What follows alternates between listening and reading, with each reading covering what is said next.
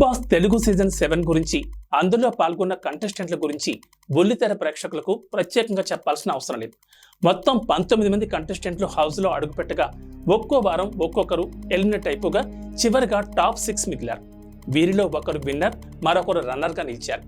ఇలా 105 రోజుల పాటు అద్భుతంగా సాగిన ఈ గేమ్లోంచి ఒక్కొక్కరు వెళ్లిపోతూ బయటకు రాగా బిగ్ బాస్ బజ్ షోలో గలాటా గీతూ అలియాస్ గీతూ రాయల్ ఇంటర్వ్యూ చేసిన విషయం కూడా అందరికీ తెలిసింది. ఎవ్వరూ అడగని, ఎవ్వరూ తప్పబట్టని విషయాలను కూడా చెబుతూ మొహం మీదే అడిగేస్తూ రచ్చ చేసింది క్యూట్ బ్యూటీ. ఒక్కో కంటెస్టెంట్ను రఫాడిస్తూ రచ్చ చేసిన ఈ ముద్దుగుమ్మని ఈ షోకు సంబంధించిన ప్రశ్నలను ప్రిపేర్ చేసుకుందని అనుకున్నారు. కానీ ఆ ప్రశ్నలు రాసింది ఆమె కాదట.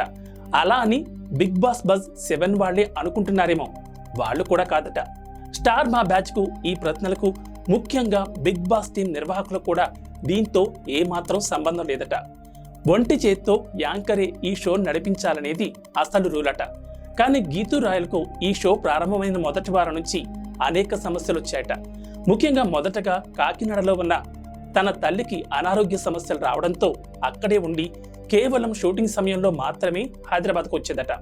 అలా ఓ 2-3 వారాలు కాగానే తన ఇంట్లో ఉన్న పిల్లి పిల్ల గీతూ పెంచుకుంటున్న ఆమె పెట్ క్యాట్ ఓరియో అనారోగ్యం పాలైందట. ఇలా ఇన్ని టెన్షన్ల మధ్య ఆమె కనీసం బిగ్ బాస్ షో కూడా చూడలేదట. ప్రశ్నలు ప్రిపేర్ చేసుకోవాల్సిన ఆమె షో చూడడం కుదరకపోవడంతో వేరే వాళ్ల సాయం తీసుకుందట. ఆదిరెడ్డి రివ్యూలు చేస్తుండడంతో ప్రతిరోజు, ముఖ్యంగా 24 గంటలు షోను చూస్తూ ఫాలో అయ్యేవాడట. ఇలా రోజు షో చూడడం వల్ల ప్రశ్నలు రాసివ్వడం పెద్దగా కష్టమయ్యేది కాదని, కాకపోతే ఆ ప్రశ్నలు తన వద్దకు వచ్చే వరకు మాత్రం చాలా ఆలస్యమయ్యేదని, ఇంటర్వ్యూ స్టార్ట్ అవుతుందన్న గంట ముందు ఆ ప్రశ్నలు రావడం, వాటిని తాను చూసి వెంటనే అడిగేయడం చేసేదానంటూ అసలు సీక్రెట్ రివీల్ చేసింది గలాటా గీతూ.